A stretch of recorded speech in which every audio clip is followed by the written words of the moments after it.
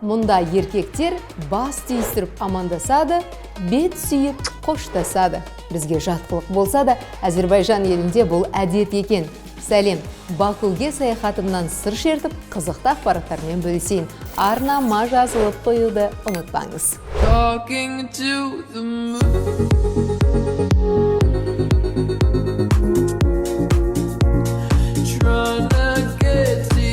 Әрбір саяхат билет алу, қонақ үйді брондаудан басталады. Бәріміз білетін букинг арқылы қонақ үйді рәсімдедім. Астанадан Бакуге әуеде 3,5 сағат ұшып шаршап келгеніміз сол еді. Нөміріміз бос емес болып шықты. Бакудегі бауырларымыздың қонақ жайлығы соншалық, әлгі қонақ үйде бізден бұрын тұрақтаған қонағының қалауын құп көріп, жаңасын жайсыз қалдыруы мүмкін екен. Мұндай жағдайда сіздер бірден Әзербайжан туризм агенттігіне шағымдануыңыз керек. Осылайша бұл сапардың басы ащы болды.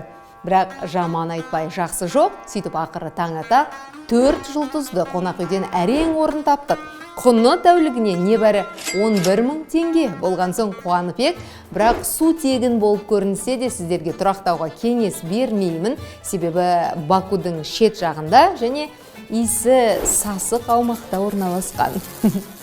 Күлерсіз, бірақ меніңше көп ақшаны ұйықтайтын жерге емес, экскурсия мен әсерлерге жұмсаған жөн. Әзербайжанда әлем қызыға қарайтын бір емес бірнеше өте ірі шаралар өтеді, мәселен Формула 1 және Евровидение.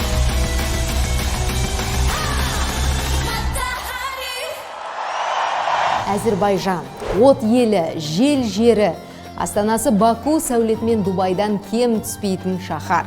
Халық саны Алматымен бірдей болса да, жер аумағы 3 есе кеңдігінен бе кептеліс почти жоқ. Бензин туралы айтатын болсақ, Бакуде АИ-95 2 манат, бұл дегеніміз 560 теңге. Мұнайлы мемлекет болса да, АИ-95-тің литрі 560 теңгеге түседі. Бірақ такси арзан болып көрінді маған. Мәселен, Европада ақшаны үнемдеу үшін мен қоғамдық транспортта таңдауға тырысамын, ал Бакуде бас қатырып әлек болмадым. Бакумен танысуды ескі қаладан бастаған жөн. Мұнда Гиннес рекордтарына енген ең кішкентай кітаптар мұражайы бар. Кіру тегін. Бакуге келсеңіз, міндетті түрде мини-бук музейіне кіріп өтіңіз. Бұл жер Гиннес рекордтар кітабына енген, неге десеңіздер, өйткені әлемдегі титімдей әдеби туындылардың барлығы осы жерде жиналған.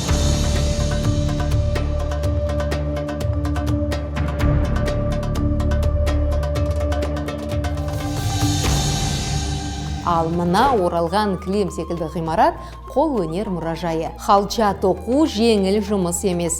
Апамыздың айтуынша 1 метрін 3 айда әрең бітіреді, ал алатын айлық ақысы 170 мың теңгеден аспайды. Аз әрине. Бірақ үкімет әйелдерге тең мүмкіндік беріп отырғанын айтуда. Мәселен, Әзербайжан елінің президенті Ильхам Алиев болса, оның әйелі Мехрибан бірінші вице-президент қызметіне тағайындалған. Мехрибан Алиева Azərbaycan Respublikasının birinci vitse-prezidenti vəzifəsinə təyin edilib. Бұл біздегі сенат төрағасы секілді.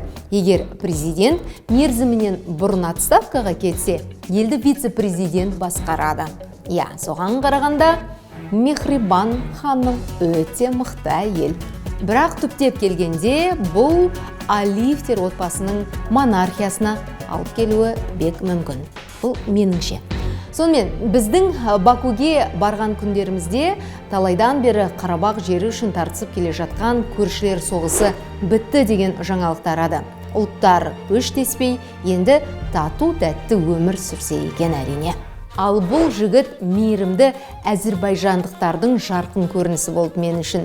Манатсыз метроға кіргенімізде туристерге қол ұшын созып, 6 адамның ақысын жалғыз өзі төледі. Өте жомарт жан екен. Бакуге жол түссе, долмаға, сүзмә қосып жеуді ұмытпаңыз. Ал мен секілді қара халықтың базарына бас сұқсаңыз, фейхо алыңыз. Міне ол, түрі кішкентай лайм секілді, дәмін інжір мен қышқыл мандаринге ұқсаттым. Өте ұнады. Айтпақшы, анарларының бағасына қарап басымды идім. Келісі небәрі 250 теңге екен. Бірақ мүлдем ақша жұмсамайық, анарды көшеден де таба аласыз. Өйткені анар бұл елдің символы. Дәмді ме? Бісміллә. Дәмді ма? Өтті, е?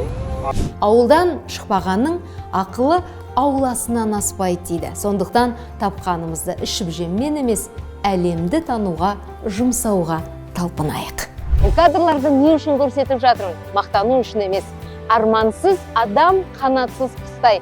Сондықтан да осы видеоны көрген соң, мен Дина Төлепбергеннің орнында тұрсам, әлемді көрсем деген мақсатты өзіңізге қоя біліңіз. Еңбектеніңіз және армандаңыз. Армандар міндетті түрде орындалады.